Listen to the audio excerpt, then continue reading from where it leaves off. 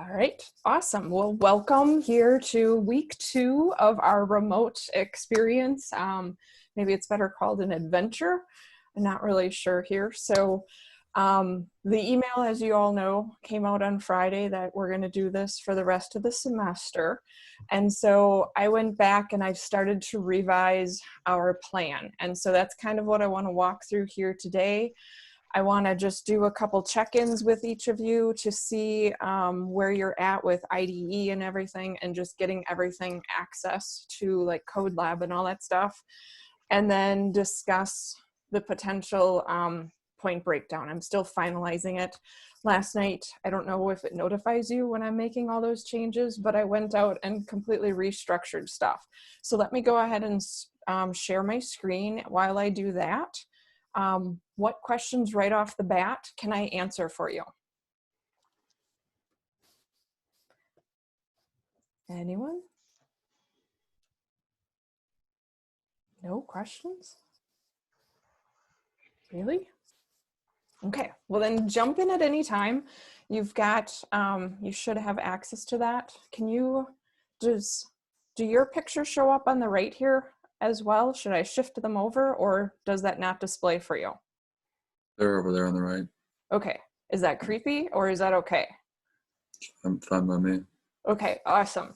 I like to be able to see, and if I put it up on too many screens, I start looking all over the place. So in the course room, again, I know some of this is repeat from the videos as well as last week's recorded session, but I just want to point out, I did actually this morning add, so that way then I'm checking in on most of my classes at least once every single day. I did add some office hours from 10 until 11 on Friday. So stop in Monday, Tuesday, or Thursday from 11 till noon Eastern time, or 10 to 11 Eastern time, and the Zoom, it's always a Zoom meeting for my office hours. I know accountability for ourselves is one of the hardest things. I did my doctorate in an online environment like this. We did not have actual synchronous sessions at all unless we requested from our professors. And so communication becomes key. My professors were always willing and able to assist and more than happy to jump on a phone call or a Zoom meeting at any point. So please, please, please, please, please stay in communication. Drop in if it helps you be accountable with your work. Drop into that virtual office hour just to say hello even. By all means, if there's an alternate time that we need to meet, we'll schedule that if for some reason that day doesn't work, or if we miss the office hour. The other piece of that, okay, I've got my list so I don't forget to talk about everything. The other thing that I'm going to start pushing everyone to be using are these discussion forums. So if you click on discussion, we have the general one. So if it's just a general question about some of the changes that are happening, use that one. Otherwise, what I'm going to do is each week there will be a question forum area, just in case some weeks we end up with a ton of questions. I thought that was easier. If we find that that's not necessary, we can always just use the general. If you post it either way, I have it set up so that I am subscribed. I'd encourage you to as well, because odds are if one of your peers are posting a question, you most likely will have that same question or had that same question at one point, and we'll get confirmation that you're on the right track. So that's the discussion. Also make sure that you're being professional in those discussion forums. Remote learning gives us an opportunity to work on your communication skills, your soft skills, as some of the industry leaders will say, because they complain that when students start entering the workforce, they don't know how to send a proper email. They don't know how to be polite with the greetings and the salutations. So practice that, use that, be professional. As you all know, I do go by Dr. Hubrex, and I realize that that's really long to type because I question it every time I type it as well. But make sure when you're addressing any of your professors, you're addressing them by the name that they have asked you to do so. Typically the first day they've already said that. Or pay attention to how they sign everything. Do it that exact same way. Copy and paste it in. Find those little shortcuts. So let's see. The discussion forum, I already talked about office hours. IDE installation. Where are each of you at? Did you get NetBeans? And let's just go right down the list here. So Marcus, do you have NetBeans up and running that it's actually working with no problems for you? Yeah, it's all good. Excellent. And let's just keep going straight down the list. Next. Who's next? Go ahead. Anybody? Who else? Who has it? There we go. Now I got it up in the top.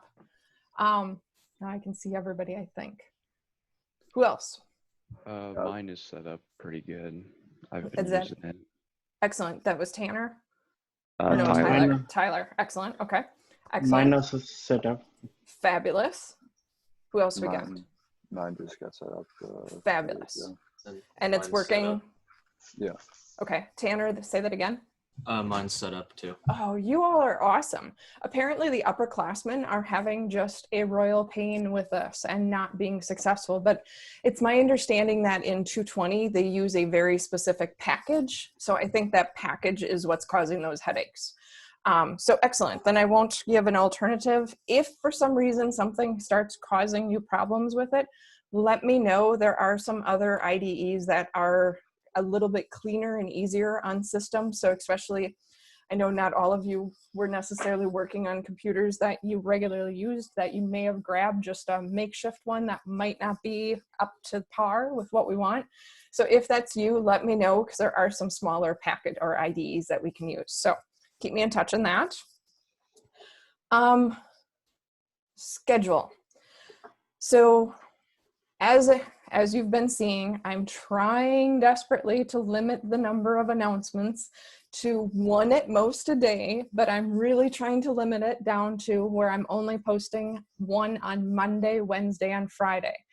Of course, some of that depends on where you're all at and if some sort of a glitch happens, so please keep an eye on that. If you don't already have your notifications set up, I strongly encourage you first off to actually install the Pulse app. That's an awesome little app that you get notifications, reminders of your deadlines. So if you haven't done that, that's right there. But then also email it to your email account and do it to Mount. You can always forward it somewhere else. But the key one to have is this discussions, news post in the forum, topics, threads, whatever. Have that emailed to you. That way then you don't miss any announcements. And then also deadlines or if you get stuff for graded, you can customize this. Don't forget to go down and manage your courses so you're only getting notifications from your courses this semester. I changed mine and I forgot to do that, and Mount has me added to a whole mess of other courses. So this morning I came in and I had a ton of those emails. So go into this manage courses. So if you have courses you don't need notifications from, you can always exclude them. The other setting is then to go to, well, I guess that's really the big one, isn't it? Because if you set those up, have this on there, you're good to go. You can also register your mobile device so that you get those notifications if you prefer. Questions on that? Good to go? Fabulous. You're going to make this easy for me today, aren't you?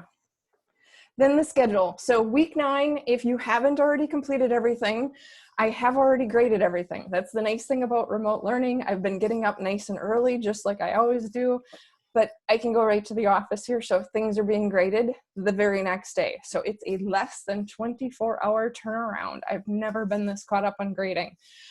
So if you did not get week 1 stuff submitted last night, please get it submitted ASAP, because it's all about setting up your Code Lab account, and it's also putting your profile picture, all that good stuff. So this is the one freebie you get where you get a chance to get those points and submit things late. Week 10 began today.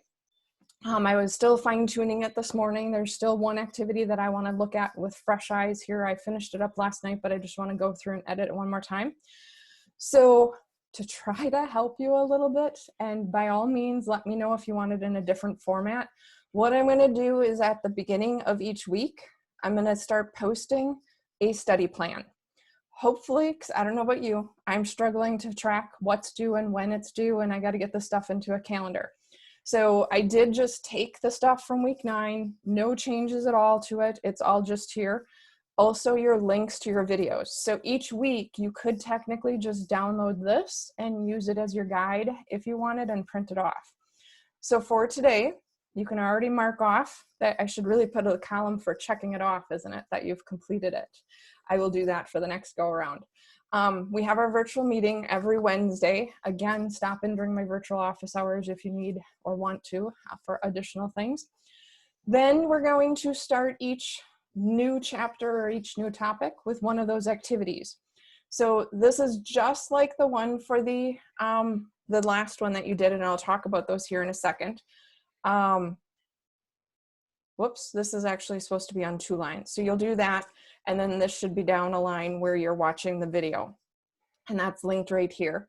And then my link went away. Oh no, read Appendix B, which is in the actual textbook. So that's why I don't have that linked. So that would be on Wednesday. Once again, plan to do the full 65 minutes plus at least an hour each day of homework time or structured work time. That, of course, depends on your background. If you're comfortable with this, it may not take you an hour.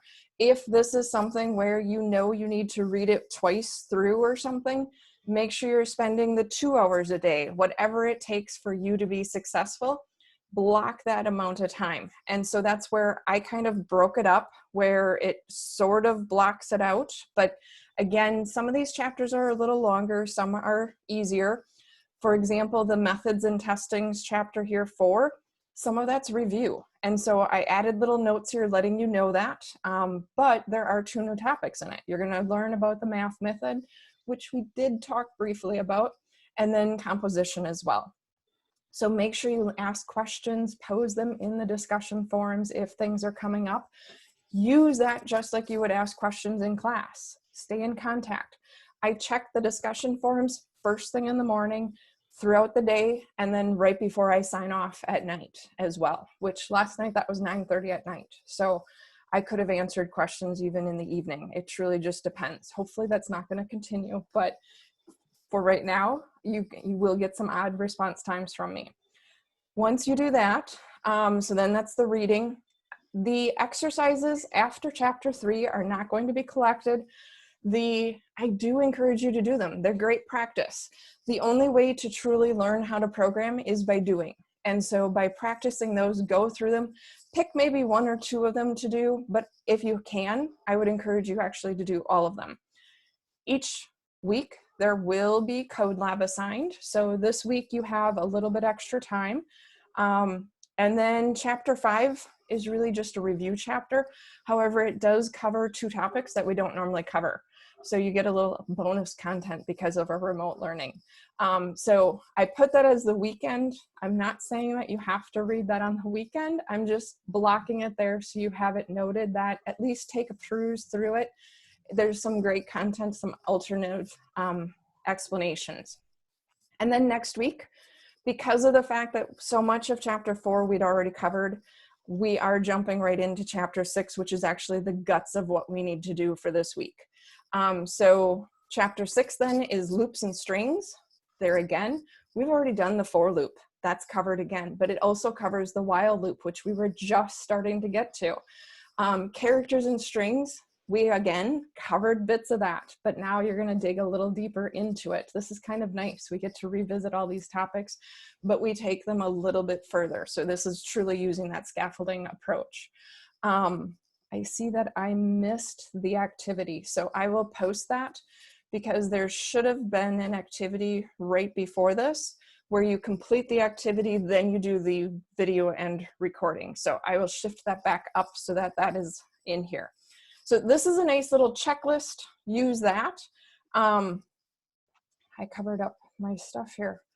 Then if you go back, let's go back to this, where I recommend that you track your progress through the course content is actually by going to content and then the week. Scroll down and complete everything in order. I've put the link here to the general questions and also the weekly discussion area. Then I put a link to the textbook, so you don't have to save that if you didn't want to. The first thing that you have due are your chapter 3 exercises, and then you start working on the activity. But you can reverse those orders too. It's up to you. Just make sure that this is in by the 29th. The activity, some of you, when I was looking through them, Remember that all of these things scaffold. So what you do in one, you're actually continuing on and doing in the next one as well. So in activity 1, go back, read the feedback, make the corrections, and then let me know if you want me to take a look at it again, because I want to make sure you have them. We really just created a single class program in that example to show you and introduce you to working with the main method, because that's the piece that was new. We still do the declare, instantiate, and use. That structure is still there. For right now, we're just working within a main. We went back to some very basic structures in this case, so it's a great review. Opening up the methods activity. As I've noted in here, do it by yourself or feel free to get together with a partner and do this together. That is 100% acceptable. The key is make sure you document who's putting what responses. So if you come up with alternate responses, because remember you're doing this before you read the chapter, document using different colors, highlight, put in boxes, whatever the case may be, but feel free to collaborate on this and complete it together. It does state down somewhere in these instructions, if you are working with someone on page 1, put a text box there. So I would just go to Word here. Okay, that's in my way here. Let me shift this over to the side. How did that, or let's just move it down. So in here, just go to Insert and grab the text box, draw a text box. And if I was gonna work with one of my boys, so O'Malley he's gonna be documented in blue. Mine is going to be documented in purple. So somehow tell me who did what and what content. Use the different colors so that way then I can see the responses. Keep in mind again, this is not about getting the right answer. This is about documenting and thinking this stuff through before you do the readings. Once you do the readings, feel free to come back to this and make edits. Just document them though. So don't delete your previous answer. Just note, you know what, after my readings, I changed my answer here to this and tell me why. So you're really doing almost what's called a running record of your thought process. So keep this as kind of a fluid document. You can even print it off, handwrite it if you want, and then just scan it in and submit it as a PDF to me, or convert it back if you want, but PDF would be fine. As you go through, this stuff is images because of the fact that when you're in Word, code it's not happy with code. So you do have to type this stuff in. So make sure you are actually creating projects in NetBeans, set it up using the main method like we did in that activity 1, and then put them in separately for each of the different models, unless it tells you that you're switching a complete different program. You could also comment out the different ones. So if you really just wanted one, you could actually put a comment stating model 1, comment stuff out then, and then model 2. Because when I'm looking at it, I'm looking at your source code. So you're going through this, and then here's the questions that you're answering. So make sure you go through this. This is a table that you can fill in. Once again, just keep things different colors. Take your time on this, do the work, do the do, and go with that. Questions on that? And here you're actually getting into some stack diagrams. Anybody remember playing with that toy as a kid? I love that thing when my nieces, no, really? You all didn't have that? Oh my goodness. I feel like I should send each of you one now. Okay, what questions do you have on that activity? Pretty straightforward, I hope. Trying to keep things as clear as possible so that there's a pattern for each of our weeks so that you can just get into the flow. Nothing? All right, and I don't know what change I made, so I'll just save it. So then that's the activity. Homework 1, that's the one I just need to put the finishing touches. What I'm probably going to do for the homework is break it up into separate drop boxes. That's the one piece that still has to be worked out here because they're going to be smaller programs. So that way then you could submit them as you complete them, and I will grade them as they're getting submitted. I will no longer wait until the deadline. So once you submit something, make sure that it's actually ready for me to review. If not, put that in the comment stating, I'm saving this here for now, please don't grade, so that I know not to grade it, because once I grade it, there's no resubmissions. Okay. I am going to have you still screen capture. I changed my mind on that. So you will screen capture and submit. That'll just be my cue to know that you're done. So it's really just an acknowledgement. As you're getting, like for week 10, you're actually going to have almost 2 weeks to complete that. There are 38 problems in that grouping. Do 80% of them, which comes out to be about 32 of those exercises. Make sure that you're getting the green. Take your time on it, do the reading, do the activity first, then go out there, because those are set up in accordance with our tasks, so in accordance with our reading. So if you complete the reading first, you should have no problem with most of those. Others than, in some cases, it's getting to know the nuance of how they expect the code to be entered. And then of course, the first half review one is still out here. I did bump the due date, notice. And I'll show you why here in just a second. Questions on that? That's kind of the game plan for the week. Questions?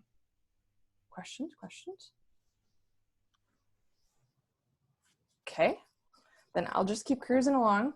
Here is the grading, kind of the breakdown as I started evaluating where we left off and what we did. You'll notice, and I mentioned before we left for break, that after break, we really hit it hard. I had never really taken the points breakdown to actually explore where this was. Now, granted, exam 2 was after break, wasn't it? PA4, nope, that was graded too. PA3 was the one. So no, all of the first half is only 320 points of our 1,000 points for the course. That left us with 680 points to find and incorporate into our second half here. So what I've done is on the left, this is the breakdown that was originally in place. So I truly just took all of those, listed them, and added up the total points. On the right-hand side, I'm trying to break it down into smaller activities to give you a chance, especially due to our remote where we have more back and forth because of the fact that we're not in class together. So you'll see we have the code lab tasks. Those are consistent throughout. And then for each of the readings, you will have an activity. And then we will have 5 different homework assignments that you're going to complete. And then there will be a final project and final exam structure. As to the exact structure, I, at this point, still am tossing around a couple different ideas. Just wanted to make sure that you had that on your radar already. Either way, both of them will be due by the end of the exam period. So when you take a look at whatever that is, if you look back at the original schedule, it is identified as the end of that. So whatever that time, I don't remember what time our exam was, but it will be something that you will do virtually. What I'm leaning towards right now is a project where it's an actual task that I'm going to give you. And then the final exam, I'd break it up into multiple online quizzes, so to say, where you would have a handful of problems in each of those quizzes. So that way then you can sit down, do part of it, leave, study, whatever the case may be, and then you can do the next part. And you would have a block of time to do that instead of a single sit down and do the type of the exam. That's my current thought at this time. So once I get everything kind of flushed out, I'll keep you posted on it. So I will post this once I have it finalized and get everything there. For now though, in the course room, you should be able to go to grades, and you should now see I've grouped everything. So these are the lab assignments, then there's activities, homework, and then the exams. And then I grabbed everything from the first half and I just dumped it all below. So that way then it's all just kind of here keeping us organized and focused on the change and how things transitioned, if that makes sense. Trying to keep this simple. It's not. What can I answer? So points and the schedule. That is my list. I covered everything. It can't be that clear that everything, there's no questions. Yes, please go. So this is just a pretty simple question, but for the code lab assignment, when you say do 32 out of 38 at least, Say if we only do 32, is that since it's only like what you said 80% of the questions? If we only do that 80%, will we get an 80% or will we get 100%? If you would get the 100%. So Okay. if you complete as many as I've assigned, you get the full points. Okay. You're more than welcome to do all of them if you want. And I'd encourage it because they're really great practice, but don't feel like you have to, because sometimes there may be some that you're just not sure of. But also, if that's the case, if you're struggling with them, come see me. Let's look at it together. I am more than happy to help get your answers right. And also you can submit them over and over. And does it give you guidance when you're doing it? I think so. I think they do a little bit. If you get it incorrect, they show you what's wrong with the code or whatever. Good. I have to admit, because they show me the solution, I haven't gone in extensively. Also know that 2 days after the deadline of them, you will get to see the solutions. So that's where, again, if there's one that you just absolutely are struggling with, leave it. That's where in most cases I'm letting you not do them all, just in case of those. But again, also be proactive and let's work it out together. And we can talk through where you're at and, screen share where you're showing me, and I can have it up on the side and give you guidance as to, it might be something as minor as a colon or a spacing thing or a word. Cool. What else? Good question.